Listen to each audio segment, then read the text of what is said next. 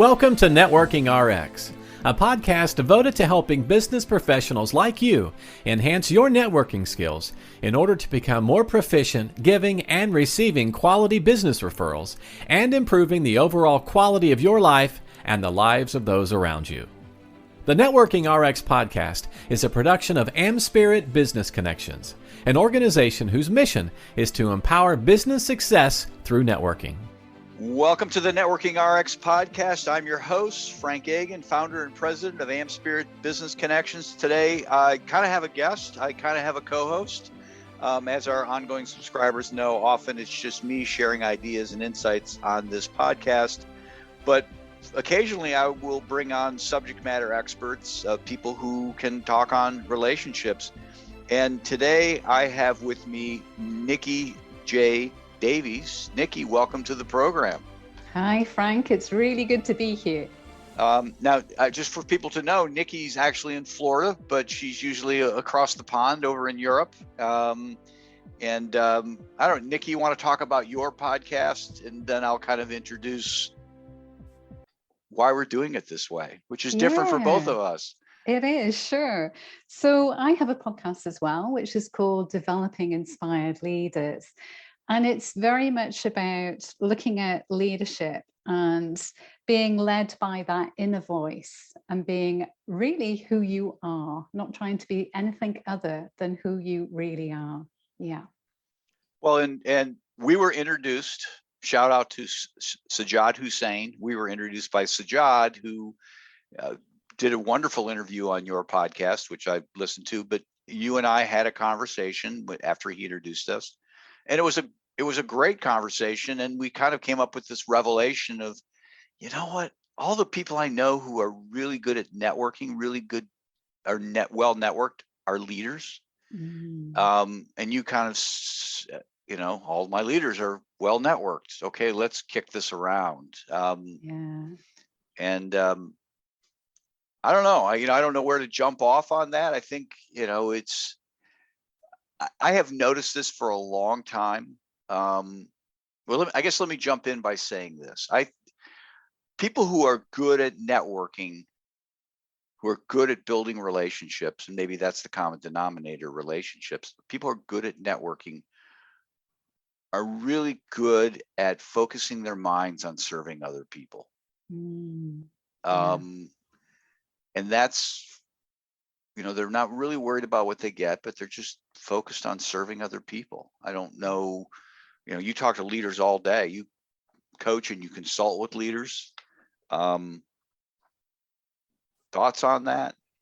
Yeah, what I notice is that the really great leaders have this ability to communicate with anybody. And I think that's where the relationships piece comes into it, because if you can communicate with anybody, it's really about listening. It's not about talking. And so it's about listening at a deep level and understanding what's truly important to that person. And when I think about how we build relationships, that's often how it starts, is with listening and really paying attention to what somebody is saying, what they are not saying, and what's truly important to them. And then what I see great leaders do is they think about, well, what is it that I'm trying to achieve here with the business, the organization? What's the purpose here of this conversation? And they relate that purpose to what's important to that individual. And that forms a really strong connection and a really strong relationship. So for me, that's where this whole notion of being a great leader is also about being great at communicating with others and building relationships, which naturally feeds into being a great networker. What do you think, Frank? No, as you were saying that, I was kind of thinking in the opposite direction. I guess the question I had for you is, part of your work, I'm assuming, is, well, let's put it this way. Companies don't pay you to say, hey, we got a great leader here, talk to them, right? They pay you to come in and talk to, hey, we have this person. They are very talented technically, right? Yeah. We're he or she, we're struggling with getting them to lead a team. And so, and I run into lots of people who, well, I don't run into people. People don't come to me and say, hey, I'm a great networker. I want to pay you to be even better, right? They just like, hey, I'm a good networker, pat me on the head. You're doing good work, Frank. People come to me are like, I'm struggling. I can't figure it out. Nobody will return my calls, or nobody will, do business with me. And you hit it on the head about communication, because that's a part of what, I'll talk to them about. I'm going to a networking event. I don't know what to say. Well, that's good. Don't say anything, right? Listen. Yeah, listen. And so I totally agree with what you're saying. Is it's really, and that's a huge thing we can be giving to people, is our time, just our time and our attention. Yeah, and asking a few great questions. For those people that really struggle with the networking piece, or even communication and building relationships, and it doesn't matter whether those are personal relationships, professional relationships, if you've got a few good questions and you just ask those questions and you're genuinely interested in people, that takes you a long way, because it's really about listening. Yeah. What are some good questions that you will encourage people to ask? If it's networking, it's about, tell me about you. Tell me about how you ended up running a business around whatever it may be, or tell me a bit about your backstory, and leaving it open like that for somebody to choose what they share with you, so they don't feel like they're being put on the spot. I think those are great questions. I think back to my 6-year stint in corporate America. The bosses I liked the most were the ones who were interested in me the most. Yeah. I'd go on these 2-hour rides to go visit clients with, partners of the firm, and just, the ones that got you laughing and, talking about your story, talking about my then girlfriend, talking about what I like to do, where I was from. I was so comfortable in those settings. But the guy who always, and I was a tax attorney, right? I mean, that's just to talk about a boring topic to begin with. Who always wanted to talk about taxes, and it always made me nervous, because I didn't know, partially because I didn't know if I would have the right answer. These are people that had, decades of experience in the US tax code. Yeah. It made me nervous, but I could always talk about myself. Yeah, and everybody can. And I think it's the Professional Speaking Association, or it might actually be Toastmasters, that what they start with is getting you to talk about yourself, because you know yourself intimately. You are the expert in you. And so there is no making a mistake when you're asked to do a presentation about yourself or speak about yourself. And then they move you on from that in terms of developing your speaking skills. So we really are experts at being ourselves. So the easiest thing for us to do is actually start talking about ourselves in that moment. So for somebody who is thinking it might be difficult to get started in a conversation with somebody, just ask them a general question about themselves. They will naturally respond with what they feel comfortable talking about. And they're the expert in their own lives. It's an easy one, an easy ask. In Columbus, Ohio, where I'm located, where I'm living, have been living for a long time, I joke about it, but I say nobody's from here, which isn't totally true, but a lot of people aren't from here. They came here because there's a large Ohio State University. There's a lot of employers that bring people to town, that bring people in from the coast. They're retail employers. And I always say, ask where people are from. Find out, are you from here? 90% of the time it's going to be no. Well, what brought you here? And that just kicks off a whole cascade of different conversations of, well, I lived in New York City. Okay, well, how'd you end up here? I joke, it's usually a woman involved. My wife's from here, or I moved here with a job, and then just talk, okay, what's your position about? And obviously not trying to lead them down a sales path or anything like that, but like you said earlier, just genuinely being interested in one another. or interested in what they're about. And I find that I can take that one little, the thin edge of that wedge of, hey, where are you from, and turn it into a whole conversation about whatever. It depends on the area. Oh, you're from northern Wisconsin. Oh my gosh, are you into hunting and fishing? And even if that's a no, they know somebody who is, or whatever it might be. Or I'll know people who are from that area, or I'll know something that can kind of, make that conversation continue on. Well, you must be a Packer fan if you're from northern Wisconsin.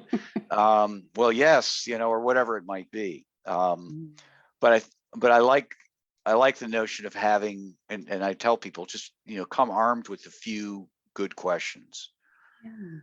You don't need 100. No, you don't. You only need 2 or 3 Yes. to get the conversation going. And what you're doing is you're really thinking about, well, what's the connection that I have with what they're telling me here? But you're not doing it in a way where you're not paying attention to what they're saying, because that can be a real barrier. We all know when somebody has asked us a question, and we can see like the cogs in the brain twirling around as they think about, what am I going to say next? We've all been in that situation. And so it is a skill. It is a skill to kind of leave that to one side and just free flow with it. But that genuine interest in somebody, you can't fake that. And we all know when somebody hasn't got a genuine interest in us, that they're going through the motions. I've been in networking events, in-person events, and I'm sure you have, Frank, where somebody's come up to me and they've asked me a question, but it's almost like they're looking over my head at who else is in the room that they want to go and talk to. And they can't wait to get away from me because they've just seen, I don't know, Billy Bob over in the corner, and they want to go and have a conversation with them. We've all had that experience. So the most important thing is to be truly present in the moment. And the person that you're having a conversation with is, you give them all your attention in that moment. Not 50%, all of your attention. Yeah, I have been invited to have meetings with people and show up at their office, and they spend the entire 15 minutes packing up, going on a trip, packing up my bag. I'm listening. No, just keep going. They're turning their back. No, keep talking. I'm listening. Yeah. No, you're not. I'm sorry. You're really not. I mean, you on a certain degree, yes, you are. It's not, hey, I'm totally tuning you out. But the whole notion of being present, and I really care. I really care about you. And I think that's, again, I think back to my, my stint in corporate America, and those are the people I would go the extra mile for. Those are the people I know I could confide in when I was having issues. And it's, it's kind of a rare thing, but it's because we're so prone to, oh my gosh, I've got time, I've got limited time with this person. I need to be impressive. Yeah. And when I think about leadership, because you were talking about sort of, you were hinting at the difference between management and leadership, because there's a big difference, isn't there? Management is about sort of managing resources, managing plans, managing projects. It's very much about managing a process of doing. And leadership is much more about, what are we trying to achieve here? What is our vision, our mission here? What are our goals? How are we going to get there in a way that's at a high level? What's our strategy here? So being really clear about the direction and galvanizing people behind that purpose to move forward in that direction. And when I think about great leaders who are able to do that, it does come down to that communication piece again. And it's interesting that you were saying that you would go the extra mile for somebody that really paid deep attention to you, because actually that makes a leader's job really, really simple. Because if they know that they're surrounded by people that are willing to go that extra mile, that are willing to have that conversation, about ideas, ways in which things could be improved, maybe questioning and challenging, because they know that they're respected, that their viewpoint will be well received, that there'll be a discussion around it from a place of intrigue, a place of curiosity. It makes leading really, really easy. And so it's very much a reciprocal thing, isn't it? Between leader and follower and leader. Yeah. Well, I even in thinking back, now you got me really thinking about my situation there. And there, there was one person that I really liked. And he was genuinely concerned. But I remember going to client trips, and these weren't overnight things necessarily. They were day trips. There were a couple times we flew out of town, but we flew out of town to New York City and then came back the same day. But he would ask me to pick him up. I think they only had one car or something like that. But I went out of my way 30 minutes. And it never really bothered me, because it's I just like this guy. And thinking about where we worked, where the office was, where I lived, and where he lived, now, I mean, I'm just thinking about it now. So it wasn't one of these, oh my God, I can't believe Larry made me do that 6 times. I just like to do it. It was extra time in the car with him, to learn about him, talk about his family. Hey, we're in New York, and hey, the meeting's over. Let's try and catch the early flight back. For me, it was like I was totally unattached. I wasn't married. I was probably dating my wife at the time, but it's like I could hang out in New York all day. What do I care? It's like, I need to get back. Would you mind if we try and get on the early flight, running through the airport and, racing with cabs to get back, and then getting him home? And it's like, oh, geez, wow, we've got a birthday party. It's like, okay. I want to, again, go this extra mile for you. And then there were other people who it was the opposite, and they didn't really care. You were just, and not really a number, but just somebody trying to get a job done for them. I need this in the morning. Would you, I need you to do this. I need it in the morning. Oh, by the way, I'm leaving. And you would do it because that was your job. Yeah. But you didn't feel good about doing it. Yeah. Kind of cursing under your breath. Yeah, and you hinted at something there that's really important, which is about it's about the behavior, isn't it? Mm-hmm. There's something about demonstrating that you care with your behavior as well. So if I've asked you to do something for me, and I walk out the door because I don't know, going to the theatre or whatever it may be, that doesn't feel good. I've been in situations where I've had managers that have done that to me as well. And there's a bit of resentment around, well, hang on a minute, you're asking me to stay late and you're going off, not because you've got a business meeting, but you're going off to do something socially. That doesn't feel great. So there's something about how we behave with each other as well. It isn't just about communication, is it? There's something about being consistent.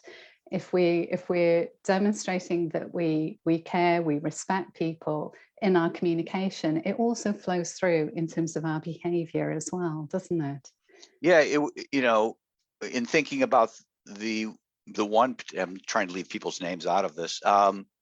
It was almost like a class system for him. Hey, when you get to my level, then you can do this to other people. And it's like, I want to get to your level, but I don't want to do this to other people. And I've tried to, I say try because I'm not perfect, but I've tried to operate that way and tell my assistant, I never want to do anything last minute. Let's plan. Not that it won't ever happen. Emergencies happen. But if we plan for things hey, we got a 2-week lead time. Let's just get things done, and we can start focusing on the next thing. And we never have those moments. But with this particular individual, it was all the time. It was all the time. And I just, I didn't want to work with him. And ultimately, that was his undoing, not me in particular, but my story was one of many stories in the office. We don't want to work for this guy. And he ultimately didn't move up because the bosses realized that, you know what, technically you're very brilliant, but you can't build a team around you. And if you can't build a team around you, there's a limit to what you can do.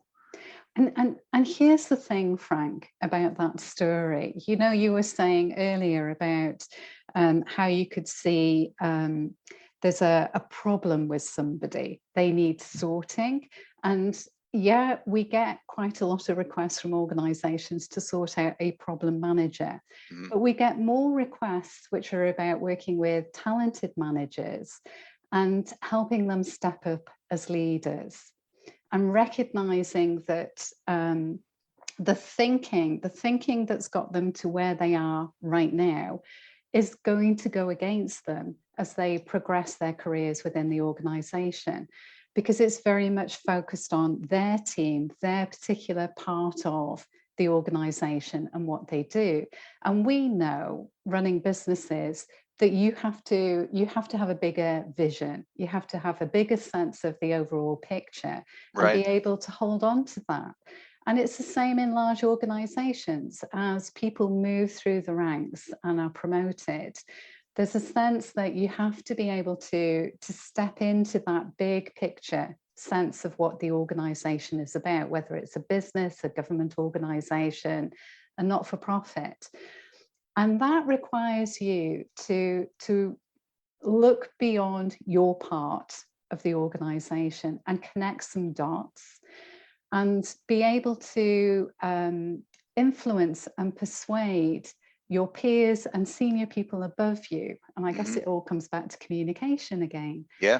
So a lot of the work that we do in terms of developing emerging leaders is that piece that we as business owners need to be able to do, which is to see the bigger picture, see the bigger connections, and be able to influence and persuade. And very often as business owners, you and I are in that situation where the bigger picture is actually involving other business owners and being able to influence and persuade at that level too, so that we're kind of part of a movement, part of a community, achieving a bigger sense of purpose.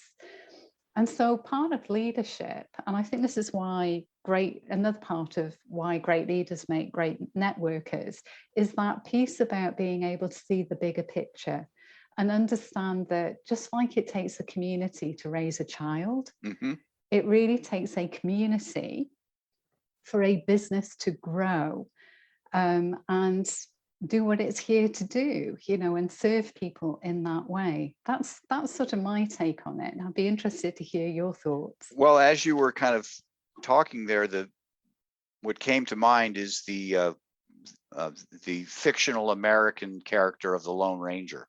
And I don't know to what extent your audience would be familiar with that, but it's a character that's, you know, a cowboy or sheriff type in the Old West that operated on his own. And you tell people that you can't be the Lone Ranger. And that's a very easy lesson in the small business world. People get it quickly. Yeah. In the bigger world, and you would know better, it seems in the corporate world, that's a harder thing to convey to people, because I've got this expertise. I'm the accountant, I'm the finance person, I'm HR, I'm really good at what I do. And then, like you say, they need to step away and say, well, there's how all this all fits together. I say it's easy in the small business world because we are so dependent upon other people for referrals. And so you recognize that in a hurry, or you're a failure in a hurry. Yeah. In a big company setting, I would assume this is your challenge, because, hey, I've been doing my stuff. I've been doing really good keeping track of the numbers, and I'm really, really good at it. I haven't needed anybody else before. The paychecks keep coming in, but at some point you have to graduate beyond that to be the leader. Absolutely. And particularly if you're looking to progress into that CEO position. Yeah. You know, and I see a number of talented managers kind of do I've got to do an executive MBA so that I can understand the other pieces of the business, how that comes together. And yeah, you can do it through an MBA, you can do it through a leadership program that we run, whatever that is about.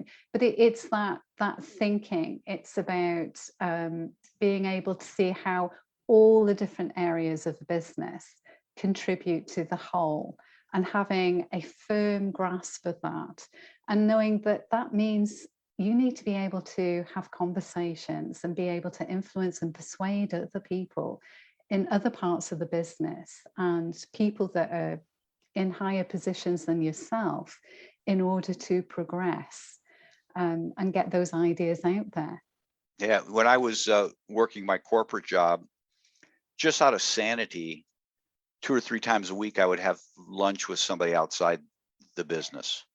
I love that. Out of just, sanity. Yeah, well, just, I mean, I was like, okay, I need to talk to, it was the, if you went to lunch with the tax people, you would talk about tax stuff. I mean, it's just like, this is maddening, can I talk, can we talk about the Sports Illustrated swimsuit issue? I don't care, right? I mean, whatever. But I found it served me well then, when I went to become self-employed. And maybe that's something that your listeners, the people you work with, hey, listen, here's a practice, don't stop having lunch with the marketing team every day, or not having lunch, just working through, you need to force yourself to go and meet the people in finance or meet the people in HR, because we get in these silos of, and my wife's got a corporate job and she'll say, I don't understand what the HR people do. Well, you know what? Companies aren't dumb. Yeah. They don't hire people and keep them around with nothing to do. There are essential things that need to be done. And maybe you just need to take the time to go and sit and understand what are they dealing with? Yeah. And to get a better perspective. Oh, okay, I get it. But again, comes back to communication. Yeah. Yeah. So if there is a thread running through all of this, it really is that piece around communication, isn't it? Yeah. And listening. Yeah. Well, caring. Attention. Yeah. Communicating. Caring, and you said it early on, there's got to be a genuine, tell me about yourself, kid. I'm packing up, I don't have, I'm listening, and they're not really listening. And that's just, okay, I'm getting an opportunity to speak and they're not talking over me, but they're, was that person really caring? Probably not. Probably not. So I guess to kind of wrap this up, I mean, this has been very fruitful for me. Hopefully it has been for your audience as well. But I will ask this for purpose of my audience, who are the types of people you're looking to connect with? And much of my audience is here in the United States, but I do have people elsewhere. But who are you looking to connect with, and how could they help you? Yeah, so thank you for asking that, Frank, and I'll ask you the same question Okay. after this. So for me, I'm on a mission to develop inspired leaders, and that's whether it's in corporate organizations or it's business owners. If you have a sense, as a listener listening into this episode right now, if you have a sense that you would really like to develop your leadership capability, and there are areas that that you would like to improve on or explore further, I would really like to help you with that. And so having a conversation and seeing where it is that you would like to take your leadership journey, what are the areas that you would like to work on? Maybe it is around communication. Maybe it is around building relationships. Maybe it is around teamwork, or maybe it's that bit about looking at the bigger picture and understanding how you influence and persuade. I would love to be able to have a conversation about that and see if I can help. And I'll give you a link, Frank, to my LinkedIn profile, and people can connect with me on LinkedIn and message me there, and we can set up a call. That sounds great. I mean, for my purposes, very similarly, except kind of in a smaller, I work with small businesses, entrepreneurs, sales reps, professionals. If there are people out there and they're struggling to make that work, struggling to get referrals, I welcome an opportunity to kind of spend, 15, 20 minutes on the phone with them to figure out how they could be better at that. We do have a membership-based program that they can get involved with, but not everybody I talk to does. I just find that there's value in talking with anybody. So somebody might get just some insights from me, but not have any interest in what our membership program does. And that's fine, because at some point they'll run across somebody, and referrals come from that. And likewise, I'll get you my LinkedIn profile, and that's a great way to kick off a conversation. I generally try to push it to email and then a Zoom call like we started. So yeah, and see where the conversation leads. Yeah, because you never know, do you? No. And it's been an absolute pleasure meeting you, Frank, and having this conversation now. And I'd really encourage people to actually link up with you on LinkedIn and have a conversation, because you just don't know where it will lead to.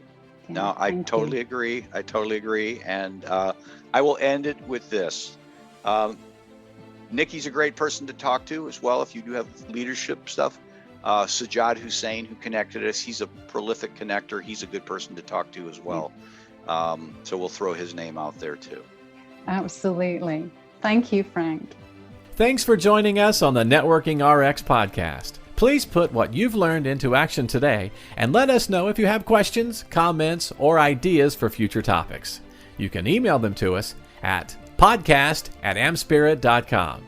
That's AmSpirit.com. Finally, so you never miss an episode, be sure to subscribe to the Networking RX podcast through iTunes, Overcast, or however you receive your podcasts. Now get out and network with someone. The Networking RX podcast is the copyright production of AmSpirit Business Connection. All rights reserved.